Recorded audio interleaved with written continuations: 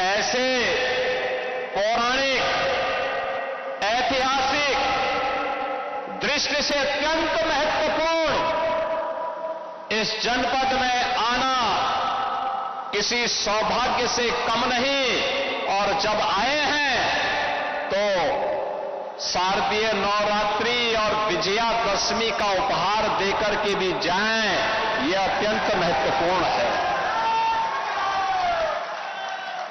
आज इसीलिए हमारे जनप्रतिनिधिगण, माननीय विधायक रामफेरन पांडे जी, विधान परिषद सदस्य श्री साकेत मिश्रा जी, जिला पंचायत अध्यक्ष दद्दन मिश्रा जी, इन सबके सहयोग से जो योजनाएं जनपद श्रावस्ती को स्वीकृत हुई, उनका लोकार्पण और शिलान्यास हो रहा है। 510 करोड़ रुपए की लागत की परियोजनाएं एक साथ आपको प्राप्त हो रही हैं।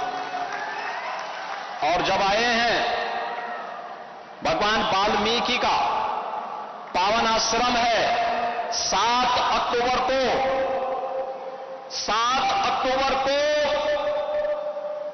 भगवान वाल्मीकि की पावन जयंती है।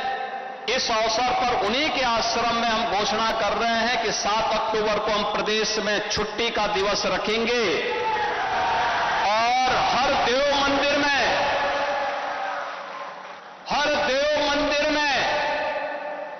7 अक्टूबर की तिथि को महर्षि वाल्मीकि के द्वारा बनाए गए रामायण, रचे गए रामायण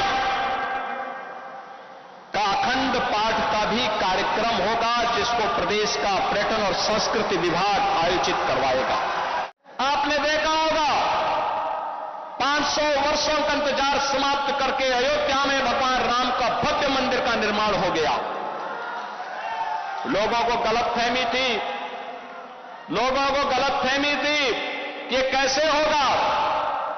तब भी हर सनातन धर्मावलंबी एक ही कहता था, रामलला हम आएंगे, मंदिर वहीं बनाएंगे। बन गया ना मंदिर, रामलला विराजमान हो गए। अयोध्या दुनिया की सबसे सुंदरतम पर्यटन नगरी के रूप में स्थापित हो रही है। और अभी 19 अक्टूबर को दीपोत्सव का भव्य आयोजन इस बार फिर से अयोध्या में होने जा रहा है। उसकी तैयारी के लिए आप भी घर घर में दीपक जलाइए। ये नए भारत का दर्शन कराता है हमें। भारतीय संस्कृति जितनी समृद्ध होगी, भारत जितना मजबूत होगा, लोक कल्याण का और वैश्विक कल्याण का मार्ग उतना ही सशक्त होगा। आज प्रधानमंत्री मोदी जी के नेतृत्व में ये नया भारत दुनिया को यही संदेश दे रहा है। लेकिन कुछ लोग हैं जिनको शांति अच्छी नहीं लगती, कल्याण अच्छा नहीं लगता। जब भी कोई हिंदू पर्व और त्योहार आता है, उनको गर्मी आने लगती है और उनकी गर्मी को शांत करने के लिए हमें पेंटिंग का सहारा लेना पड़ता है। बहनों और भाइयों, आपने देखा होगा महापुरुष किसी भी परंपरा में हो, उनका सम्मान होना चाहिए। आस्था अंतःकरण का विषय है, प्रदर्शन का विषय नहीं हो सकता। जिसकी जो आस्था है, अपनी आस्था के अनुसार अपने कार्यक्रमों को संपन्न करे, किसी को आपत्ति नहीं होगी।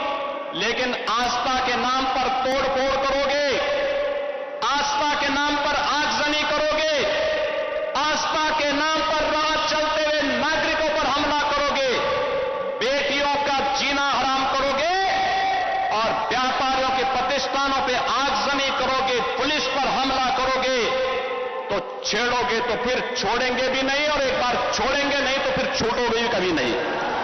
एक तरफ इस्लाम के में कहते हैं कि हम बुत परस्ती का विरोध करते हैं, ये उनका विषय है, उनका दर्शन है, उनकी फिलॉसफी है। हम तो मूर्ति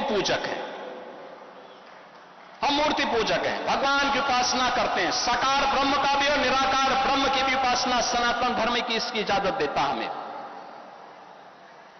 और इस्लाम का अनुयायी कहता है कि हम बुत परस्ती का विरोध करते हैं, उससे वे नफरत करते हैं, और दूसरी तरफ आई लव मोहम्मद कह करके अव्यवस्था और आगजनी तोड़फोड़ का सहारा ले रहे हैं। उन्हें मालूम है ये शारदीय नवरात्रि है, विजयादशमी का पर्व है, और शारदीय नवरात्रि को अगर अव्यवस्था पैदा करोगे, चंड मुंड बनकर के कार्य करोगे, तो मां भगवती कभी बर्दाश्त नहीं करने वाली है।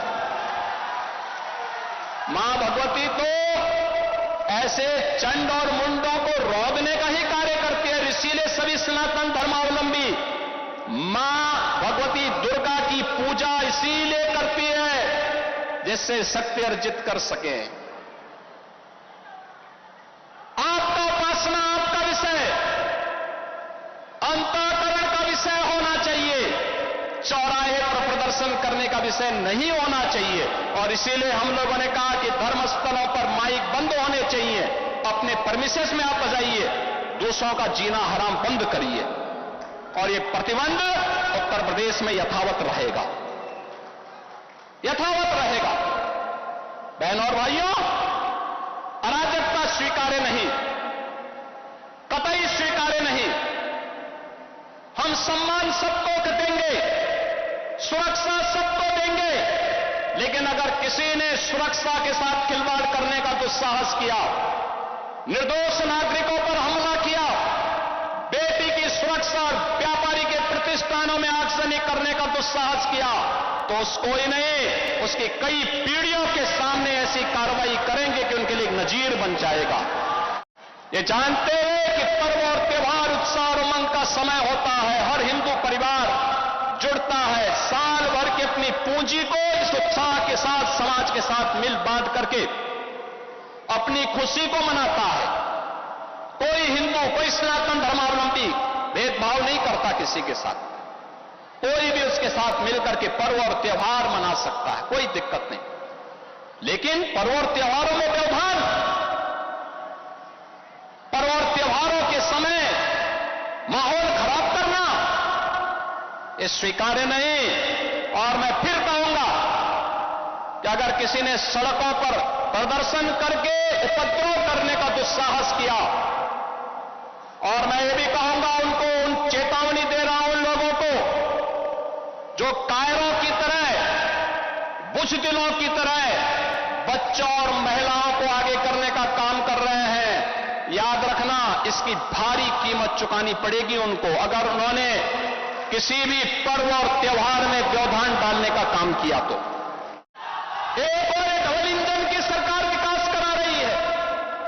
आपने देखा होगा मंच पर भी हमने हर जाति, हर समुदाय के लोगों को यहां पर सरकार की कल्याणकारी योजनाओं के साथ जोड़ने का काम किया है। कोई भेदभाव नहीं किया, कोई भेदभाव नहीं किया। अनुसूचित जाति के भी थे, पिछड़ी जाति के भी थे,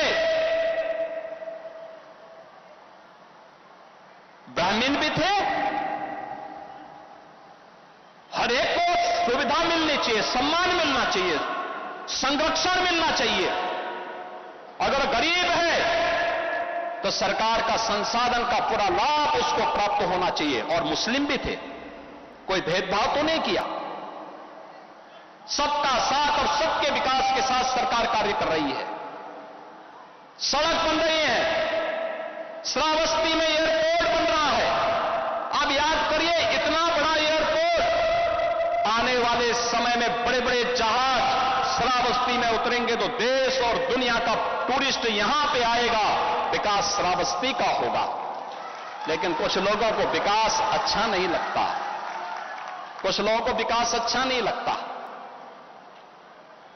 वे लोग तालिबानी व्यवस्था पे विश्वास करते हैं। वे लोग आज भी दारुल इस्लाम में विश्वास करते हैं। आज भी मैं उनसे कहना चाहता हूं, ये तालिबानी व्यवस्था और यह दारुल इस्लाम की उनकी मंशा उनको जन्नत में भी पूरी नहीं होने वाली है, जहन्नुम में उससे पहले उनको जाना पड़ेगा। भूल गए लोग, ये नया उत्तर प्रदेश प्रदेश है नया भारत का उत्तर प्रदेश। अगर यह विकास कराना जानता है, अगर यह सबका साथ और सबके विकास के कार्यक्रमों को प्रभावी ढंग से आगे बढ़ाना जानता है, बिना भेदभाव के योजनाओं का लाभ हर तबके को देना जानता है, तो उपद्रवियों से और माफिया तत्वों से सख्ती से निपटना भी जानता है। वह समय गया दूर जब 8.5 वर्ष पहले सपा की सरकार में, कांग्रेस की सरकार में, बसपा की सरकार में इन उपद्रवियों को सरकार अपने यहां बुलाती थी, नाक रगड़ती थी, इनके सामने नतमस्तक होती थी, इनको लूटपाट करने की, बेटी की सुरक्षा के साथ खिलवाड़ करने की, व्यापारिक प्रतिष्ठानों में आग लगाने की छूट देती थी, गरीबों की जमीनों पर, सरकारी जमीनों पर कब्जा करने की छूट देती थी। अब एक डबल इंजन की सरकार है, अराजकता बर्दाश्त नहीं करती, और अगर किसी ने अराजकता करने का दुस्साहस किया तो उसकी छाती पर बुलडोजर चलाना भी जानती है, वह भी जानती है।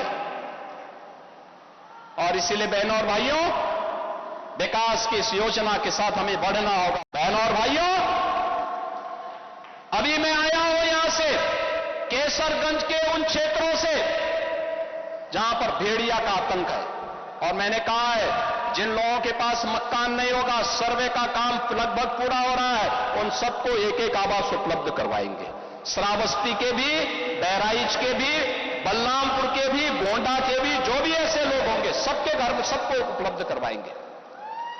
जिसके पास राशन कार्ड नहीं होगा उसको राशन कार्ड भी मिलेगा, जिसके पास उपचार के लिए सुविधा नहीं उसको आयुष्मान कार्ड या मुख्यमंत्री राहत कोष से हम पैसा देंगे। राम फेरन जी जितना नाम देते हैं सबको हम पैसा देते हैं, सैकड़ों करोड़ तो इन्होंने केवल मुख्यमंत्री कोष से ही उपचार के लिए यहां श्रावस्ती के नागरिकों को उपलब्ध करवाया है।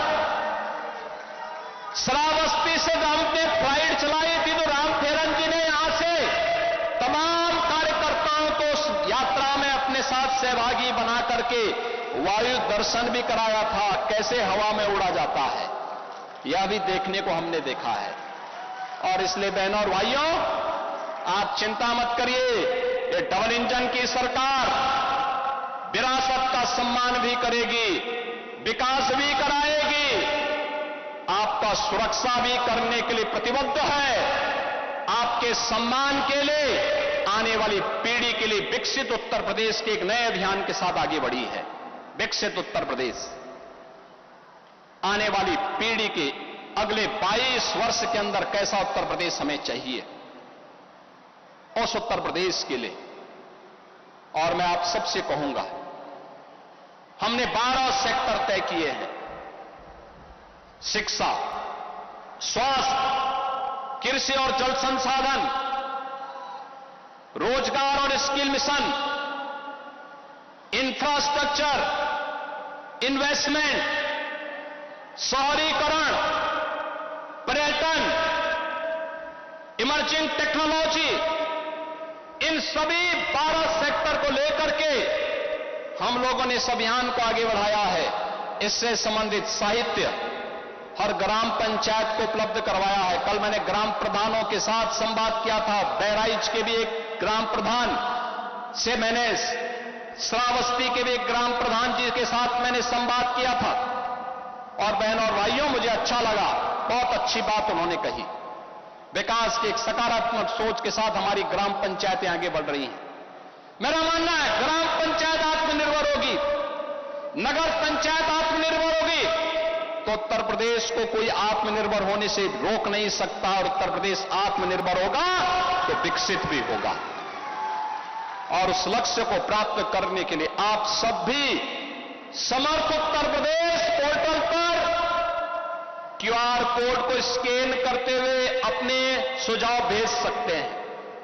और जो भी अच्छे सुझाव आएंगे उन सुझावों को हम सम्मानित भी करने वाले हैं, जिले स्तर पर भी करेंगे और प्रदेश स्तर पर भी करने जा रहे हैं। विकसित भारत के लिए विकसित उत्तर प्रदेश के लिए विकसित श्रावस्ती आज की आवश्यकता है आपको इस पूरे अभियान के साथ जोड़ने के लिए। आज 510 करोड़ रुपए की परियोजनाओं का सौगात यहां मिल रहा है। ये शिक्षा से है, उच्च शिक्षा से है, सड़क से है, ब्रिजेज से है, पशुधन से भी है। जीवन के विभिन्न आयामों को समेटे हुए इन 510 करोड़ रुपए के उपहार के लिए श्रावस्ती वासियों को मैं हृदय से बधाई देता हूं और यहां के प्रशासन से कहूंगा, जनप्रतिनिधियों से भी आग्रह करूंगा कि जल्दी से एयरपोर्ट की 8 हेक्टेयर लैंड बाकी रह गई, इसको भी अधिग्रहण कर दीजिए। एक बड़ा एयरपोर्ट श्रावस्ती में बन जाएगा, सीधे देश और दुनिया की फ्लाइट यहीं उतरेगी। बौद्ध टूरिज्म का एक नया डेस्टिनेशन श्रावस्ती बनेगा। श्रावस्ती को आगे बढ़ने से अब कोई रोक नहीं पाएगा। अभी तो हम प्रयास कर रहे हैं श्रावस्ती से अयोध्या होते हुए प्रयागराज के लिए एक 4 लेन की व्यवस्था हो जाए। हमारा प्रयास है कि लखनऊ को बहराइच से हम 4 लेन के साथ जोड़ रहे हैं और इसको हम लोग श्रावस्ती तक भी लाने के लिए मैंने उनसे कहा कि श्रावस्ती तक जाओ भी थोड़ा। भगवान राम के पुत्र लव ने बसाई है श्रावस्ती, भगवान बुद्ध ने सर्वाधिक चातुर्मास वहां किए हैं। तीर्थंकरों की भूमि है। महाराज चंद्रगुप्त मौर्य ने उत्तरवत का केंद्र बिंदु यहां श्रावस्ती को बनाया था और महाराज सुहेल देव ने विदेशी आक्रांताओं को रौंदने का कार्य इसी श्रावस्ती से किया था। ऐसी पावन धरा का विकास आज की आवश्यकता है और उसी आवश्यकता के लिए आज शारदीय नवरात्रि के अवसर पर मैं आपके बीच में आया हूं। मुझे बहुत अच्छा लगा। श्रावस्ती आगे बढ़ रहा है। पर्व और त्योहार को शानदार तरीके से सरकार के गाइडलाइन के अनुसार उत्साह के साथ हम आयोजित करें। उत्साह के साथ, उमंग के साथ, जोश होना चाहिए, लेकिन जोश में होश भी होना चाहिए। इस उत्साह और उमंग के साथ पर्व और त्योहारों को हम मनाएंगे तो बहनों और भाइयों, अनंत काल तक पर्व और त्योहारों का लाभ हम सबको प्राप्त होगा।